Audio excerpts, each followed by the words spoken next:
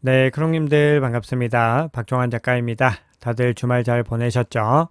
자, 지난주 금요일에 거시경제 지표 발표 이후에 비트코인과 암호화폐 시장은 나름 큰 폭의 조정을 겪었습니다. 현재는 차츰 회복 국면을 보이고 있는데요. 과연 상승세를 계속해서 이어갈 수 있을지, 다시 하락 국면으로 전환하게 될지 각종 지표들을 통해서 점검해 보겠습니다. 네, 오늘 영상이 도움이 되셨다면 구독, 좋아요, 댓글, 알림 설정 정중히 부탁드리겠습니다. 네, 먼저 지난주 상황 한번 복기를 해보겠습니다. 지난주 금요일에 경제지표가 발표되고 나서 암호화폐 시장이 유의미한 조정을 받았다라고 서두에서 말씀을 드렸는데요. 그 주범은 비농업 고용지수였습니다.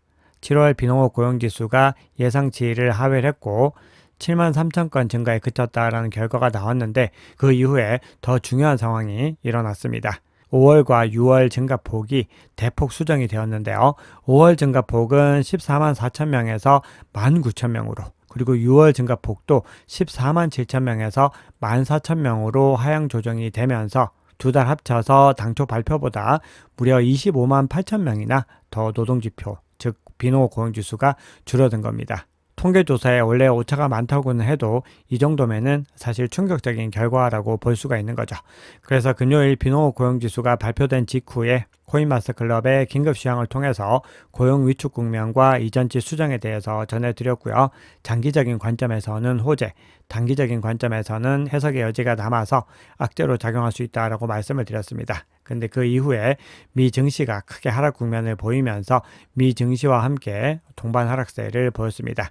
사실 비트코인 같은 경우는 유동성 자산이기 때문에 비농업 고용지수 결과보다는 이후에 유발될 수 있는, 즉 금리 인하에 대한 시기가 빨라질 수 있다라는 그 시그널들이 더 중요했는데 미 증시를 따라서 단기적인 악재로서 작용을 한 겁니다. 자, 이 결과가 나오고 나서요, 트럼프 대통령은 노동통계국의 수장을 바로 해임을 했습니다. 그러면서 바이든 정부가 임명한 사람이고 바이든의 대선 승리를 돕기 위해서 일자리 수치를 조작했던 인물인데 이번에도 똑같은 일을 벌였다, 이렇게 주장을 했습니다. 다만 미국 내 분위기는 이번 고용 위축이 관세 정책의 여파라는 쪽에 무게감이 실리고 있습니다.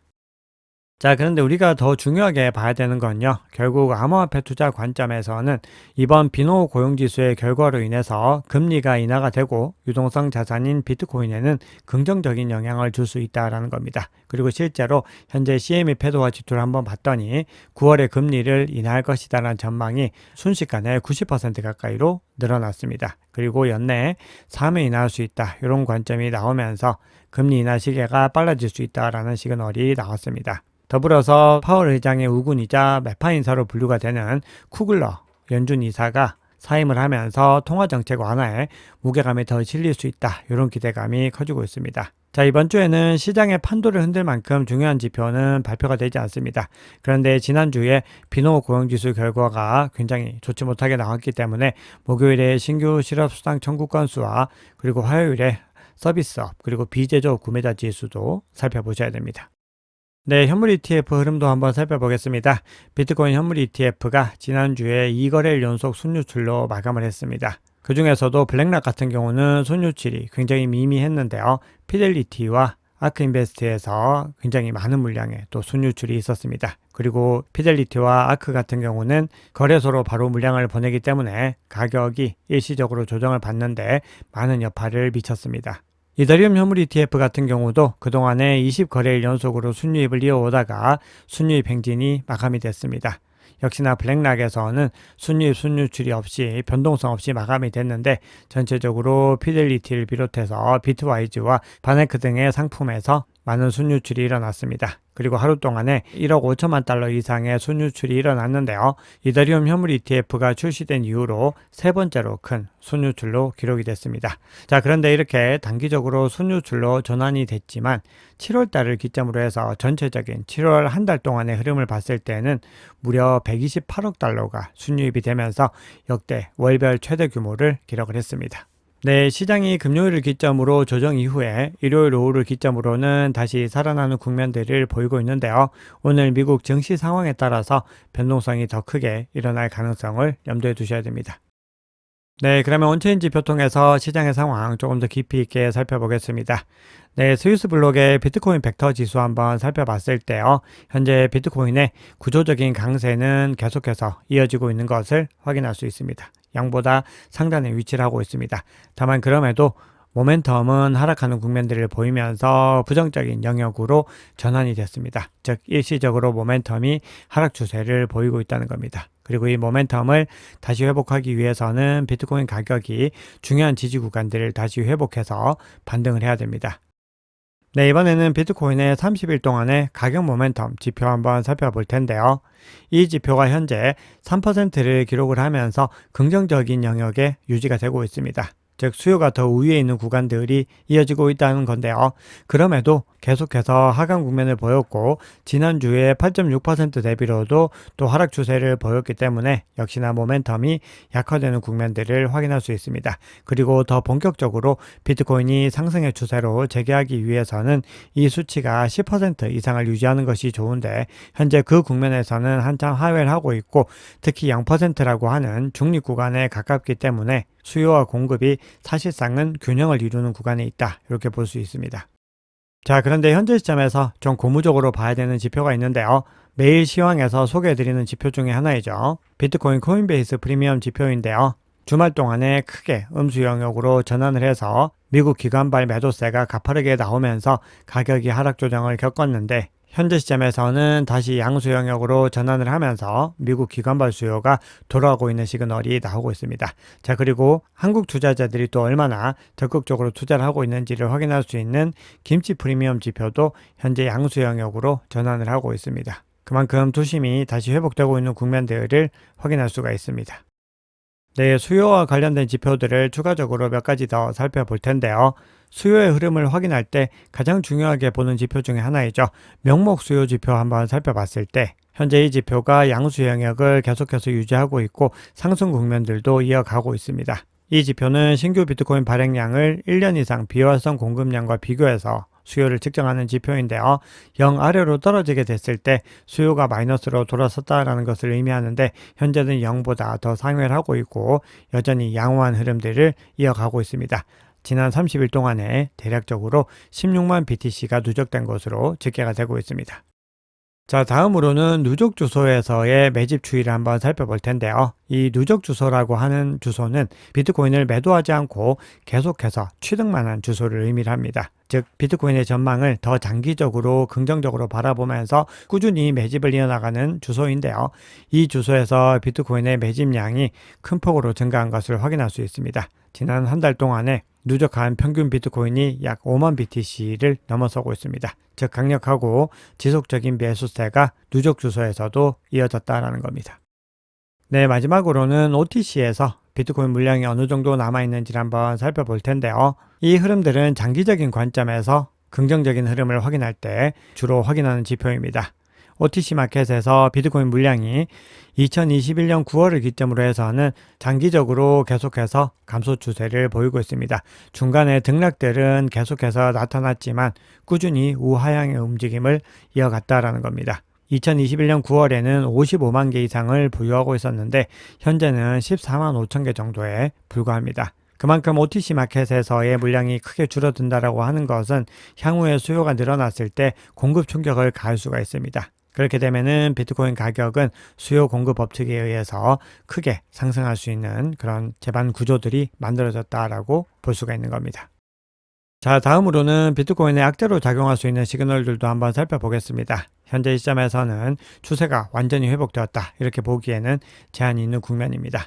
그동안에 계속해서 매도의 중심에 있었던 주체 그리고 주말을 기점으로 해서도 가장 많이 매도세를 보였던 것은 역시나 단기 보유자들이었습니다. 단기 보유자들이 손실을 보면서 크게 매도한 정황들이 온체인 지표를 통해서 포착이 됐는데요. 아울러 채굴자들도 매도 추세를 보였습니다. 채굴자들의 보유량이 계속해서 하락하는 국면들을 보였습니다. 그리고 가치 소멸일수 지표에서도 시장이 다소 과열된 국면들을 보이고 있는데요. 7월을 기점으로 해서 가치 소멸일수 지표가 과열 구간으로 들어섰고요. 이 얘기는 더 많은 코인들이 수익을 실현했다라는 의미입니다. 자, 그럼에도요, 작년 11월과는 다소 비슷한 수치이지만 작년 초 비트코인 현물 ETF가 승인됐던 그 당시에 극도로 과열된 구간들과 비교했을 때는 아직까지 낮은 국면을 유지하고 있습니다. 이 얘기는 장기 보유자들이 본인의 포지션 일부를 매도하는 이런 이익 실현 과정을 보여줬지만 현물 시장에서는 이 수요들을 잘 흡수했다라는 의미로 해석할 수 있습니다. 다만 그럼에도 작년 11월과 대비했을 때 유사한 수준을 보이고 있기 때문에 시장을 다소 신중한 국면으로 바라볼 필요도 있습니다. 자, 온체인 지표 마지막으로 이번 주 금요일에 마감되는 주간 옵션 만기의 전체적인 거래량 추이 한번 살펴볼 텐데요. 일단 가장 중요한 것은 맥스페인 가격 구간인데요. 현재 118K로 나오면서 현재 구간보다 더 높게 형성이 되어 있습니다. 그리고 시장 구조가 전체적으로 콜옵션이 더 우세하고 가장 많은 거래량이 밀집된 구간은 135에서 140K로 나오고 있습니다. 그만큼 시장은 콜옵션이 우세하고 상승에 더 무게감을 두고 있다는 의미입니다. 네, 그러면 시장의 중요한 이슈 한번 살펴보겠습니다. 마이클 셀러 스트래티지 CEO가 겨울은 더 이상 돌아오지 않을 것이다, 이렇게 이야기를 하고 있습니다. 이 얘기는 과거와 같은 사이클 패턴에서 크립토 윈터 구간으로 크게 돌입하는 그런 국면들이 오지 않을 수 있다라는 메시지로 볼 수 있기 때문에 커뮤니티에서는 많이 회자가 되고 있습니다. 다만 그럼에도 지난주에는 추가 매집이 없었는지 주황색 점이 찍힌 세일러 트래커 지표를 공유하지 않았는데요. 그런데 스트래티지는 비트코인 추가 매수를 위해서 신주 발행을 통해서 20억 달러를 추가로 모금할 계획이라고 밝히고 있습니다. 자, 그리고 일본의 스트래티지라고 불리는 회사이죠. 메타플래닛이 꾸준히 비트코인을 매집해 나가고 있습니다. 2024년 7월에 처음으로 비트코인을 매집한 이후로 현재까지 17,000개 이상의 비트코인을 매집을 했습니다. 자, 현재 커뮤니티에서는 중국이 암호화폐를 금지할 수 있다, 또 이런 퍼드 뉴스가 나오고 있는데요. 여기에 대해서 중국계 매체입니다. 우 블록체인이 아무런 근거가 없는 이야기이고 현재 시장에서 중국의 스탠스를 볼 수 있는 중요한 키워드를 몇 가지 정리를 했는데요. 현재 홍콩을 중심으로 해서 암호화폐를 전면적으로 수용하고 있고 중국은 암호화폐 개인 거래를 금지한 적이 없다, 이렇게 밝히고 있습니다. 그러면서 중국은 여전히 디지털 자산의 가장 큰 보유국 중 하나다, 이렇게 강조를 하고 있습니다. 네, 그럼에도 단기적인 추세는 아직까지 방향성을 완전히 결정하지는 못했습니다. 왜냐하면 비트코인의 중요한 변곡점을 아직까지 넘어서지 못했기 때문에 그런데요. 크립토 포테이토라는 외신이 비트코인이 주요 지지선인 114K를 하향 돌파하면서 투자 심리가 약세로 돌아섰다, 이렇게 주장을 하고 있습니다. 그러면서 비트코인이 10만 달러 선까지 하락할 수 있다라고 주장을 하는데요. 그 근거로 7월 중순 이후로 거래소 순입금량이 크게 늘어났고 그 중에서도 거래입금 비율이 늘어난 것을 근거로 들고 있습니다. 자, 그런데 현재 철학시장 기준으로는 114K를 다시 회복을 하고 있습니다. 그래서 이 구간을 다시 계속해서 지켜낼 수 있는지 그 부분들이 중요합니다. 자, 그런데 우리가 이런 부분들은요, 다 단기적인 관점에서 말씀을 드리는 부분이고 장기적인 관점에서는 역시나 상승 구조가 계속해서 이어지고 있고 금리 인하를 기점으로 한 더 큰 상승 구조들도 만들어지고 있다고 말씀을 드렸습니다. 자, 그래서 비트코인 매거진에서 방금 공유한 이 기사가 저는 가장 중요하다고 생각을 하는데요.